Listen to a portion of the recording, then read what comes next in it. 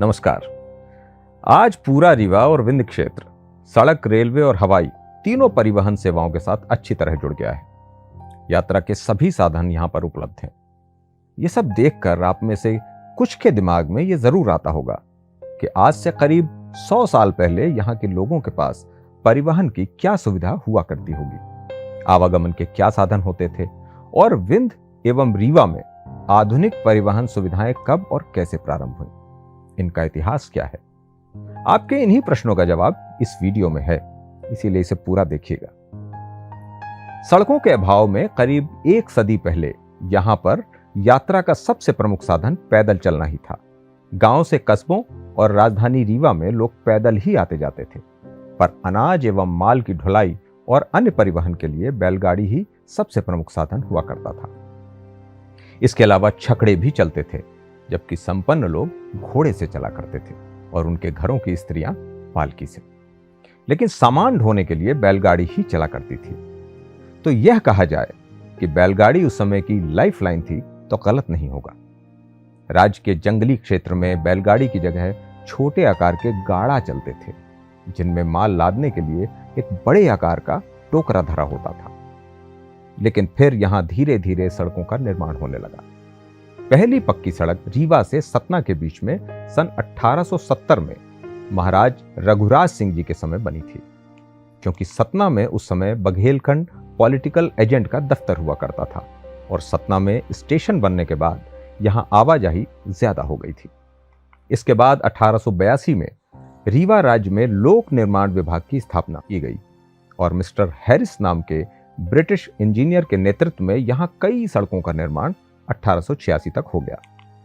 महाराज वेंकट रमन सिंह जी के समय और भी सड़कों का निर्माण हुआ, जिसके बाद आवागमन थोड़ा और सुगम हो गया। इसके बाद रीवा तथा रियासत के दूसरे शहरों में कमानीदार रबड़ के पहियों वाली गाड़ियां यहां वहां दिखने लगी थी। महाराज साहब रीवा के पास भी कई सारी मोटर गाड़ियां थीं, पर साधारण लोग अभी भी पारंपरिक साधनों जैसे छकड़ों और बिना कमानीदार वाले सिगरम से ही चल रहे थे। हालांकि राज्य के दक्षिणी पहाड़ी क्षेत्र में गाड़ी और छकड़ों के स्थान पर टट्टुओं का प्रयोग ज्यादा किया जाता था। लेकिन इसके बाद एक बड़ा परिवर्तन आया जब रीवा राज्य में लारी अर्थात बस सुविधा की शुरुआत हुई। महाराज गुलाब सिंह के समय रीवा राज्य में बस सेवा की शुरुआत वर्ष 1924 में एक बड़ी महत्वपूर्ण ऐतिहासिक घटना के रूप में प्रारंभ हुई। रीवा रियासत में ठेकेदारी का कार्य करने वाले रामचरण ने अपनी दूरदर्शिता का परिचय देते हुए ट्रेनों की आवाजाही के कारण व्यापारिक रूप से उभर रहे सतना में एक निजी परिवहन मेसर्स की स्थापना की। इसके तहत पहली बार राज्य में सतना से राजधानी रीवा के बीच लारी संचालन प्रारंभ किया गया। उसके बाद सुप्रसिद्ध व्यापारी रामचरण मन्नूलाल खत्री ने सतना से पन्ना के बीच भी लारी चलवाई। यह केवल एक व्यापारिक उपक्रम नहीं था, बल्कि पूरे राज्य में एक बड़े सामाजिक और आर्थिक परिवर्तन की शुरुआत थी। हालांकि जब हम बस कह रहे हैं तो आप आज की बसों जैसी मत सोचिएगा। ये उस समय बहुत अलग हुआ करती थीं, जिन्हें लारी कहा जाता था। रीवा के सुप्रसिद्ध विद्वान रविरंजन सिंह अपनी बघेली बोली में लिखी किताब रीवा तब और अब के पृष्ठ क्रमांक 125 में लिखते हैं, सन 1924 सर्वे सेटलमेंट दफ्तर सतना चलागा और यह बरिस मेसर्स रामचरण ठेकेदार सतना से हमरे यहाँ तक और रामचरण मुन्नूलाल खत्री सतना से पन्ना तक लारी चलवाइन। 19वीं शताब्दी में रीवा राज्य में साइकिलें आनी प्रारंभ हो गई थीं, जिन्हें यहां बाइसिकल कहा जाता था। रीवा राज्य में पहली साइकिल रीवा स्टेट के चीफ रहे लाल बलदेव सिंह लाए थे। उस समय साइकिल केवल कलकत्ता, बंबई और मद्रास इत्यादि शहरों में चला करती थी। लाल बलदेव सिंह साइकिल कलकत्ता से लाए थे। बता दें, बलदेव सिंह जी पहले वही व्यक्ति थे जो रीवा राज्य का पहला आधुनिक प्रिंटिंग प्रेस भी लाए थे और छापा कला का प्रारंभ करते हुए उन्होंने रीवा राज्य के पहले अखबार भारत भ्राता का भी प्रकाशन आरंभ किया था। प्रारंभ में साइकिल रईसों की प्रतिष्ठा का प्रतीक मानी जाती थी, क्योंकि इन्हें खरीदना बड़ा मुश्किल कार्य होता था और हर कोई इन्हें आसानी से खरीद भी नहीं सकता था। बताया जाता है साइकिल की सवारी उस समय शान की सवारी मानी जाती थी। जिनके यहाँ हाथी, घोड़ा और मोटर कार भी हुआ करती थी, वो भी शौक के लिए साइकिल ले आते थे। साइकिल के साथ फोटो खिंचवाना भी उस समय का बड़ा प्रसिद्ध शगल रहा है। 20वीं शताब्दी के प्रारंभ में ही रीवा स्टेट आर्मी में एक साइकिलिस्ट कंपनी की स्थापना की गई थी, मतलब सेना की ऐसी कंपनी जो साइकिल से चला करती थी। रामपुर बघेलान से संबंध रखने वाले कर्नल रामेंद्र सिंह इस कंपनी के हेड हुआ करते थे। राज्य सेना से अवकाश लेने के बाद भी वो साइकिल की सवारी ही किया करते थे। बताते हैं, कर्नल साहब साइकिल में बैठ जाते थे, हैंडल संभाल लेते थे, दोनों पैडलों पर पैर जमा लेते थे और फिर उनका एक सेवक साइकिल को ढोंसता हुआ वहां तक ले जाता था जहां तक उन्हें जाना होता था। धीरे धीरे समय के साथ साइकिल आम लोगों तक भी पहुंच गई। ग्रामीण क्षेत्रों में भी इसका चलन धीरे धीरे हो गया। इसके बाद रीवा राज्य में साइकिल के लिए लाइसेंस जारी किए जाने लगे। माने उस समय आज के मोटरसाइकिल और कार की ही तरह साइकिल चलाने के लिए लाइसेंस लेना अनिवार्य था। इसके साथ ही सुरक्षा की दृष्टि से उसके हैंडल पर घंटी और एक लैंप लगाना भी अनिवार्य हुआ करता था, जिससे यह रात के समय जले। ऐसा न करने पर उनका चालान भी काटा जाता था और चालान के डर से लोग ऐसा करवाते थे, बिल्कुल आज की तरह। साइकिल में लगे लैंप कार्बाइड से चला करते थे। हालांकि ग्रामीण क्षेत्र में यह नियम उतने अनिवार्य नहीं थे, लेकिन नगर और कस्बों में यह जरूरी हुआ करता था।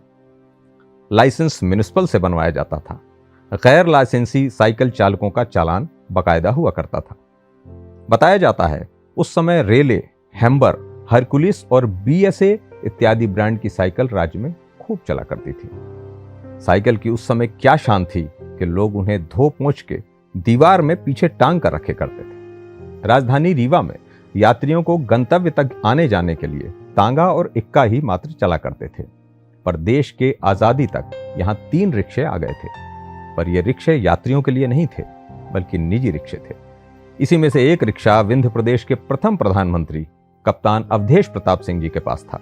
बताया जाता है प्रधानमंत्री बनने के बाद उनके आने जाने के लिए स्टेट गैराज की तरफ से क्राइसलर कार दी गई थी, पर फिर भी वो दफ्तर अर्थात अपने सचिवालय अपने रिक्शा में ही बैठकर जाते थे। रीवा राज्य में रेलवे लाइन 1863 में आई, जब प्रयाग के निकट नैनी से जबलपुर के मध्य पटरी बिछी और बघेलखंड पॉलिटिकल एजेंसी के दफ्तर होने के साथ बघेलखंड और बुंदेलखंड के एकदम मध्य होने के कारण सतना में स्टेशन बना।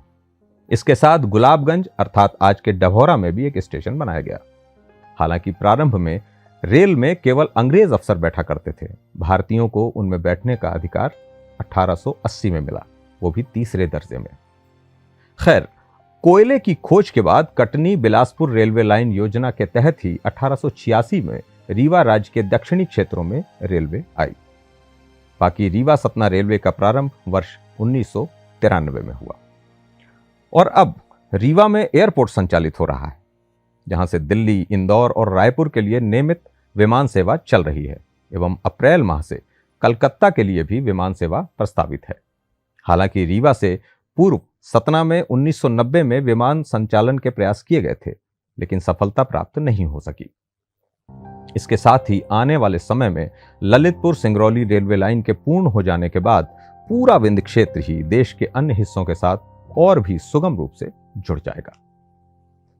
इस वीडियो के लिए हमने दीवान जीतन सिंह जी की पुस्तक रीवा राज्य दर्पण और रविरंजन सिंह जी की पुस्तक रीवा तब और अब का संदर्भ लिया है। अगर आपको ये वीडियो पसंद आया हो तो अपनी राय हमें कमेंट करके जरूर बताएं। इसके साथ ही वीडियो को लाइक करें, ज्यादा से ज्यादा शेयर करें और चैनल को सब्सक्राइब करना ना भूलें, ताकि विंध्य क्षेत्र के इतिहास और संस्कृति से जुड़े ऐसे ही नए वीडियो हम आप तक लगातार पहुंचाते रहें। बहुत बहुत धन्यवाद। नमस्कार।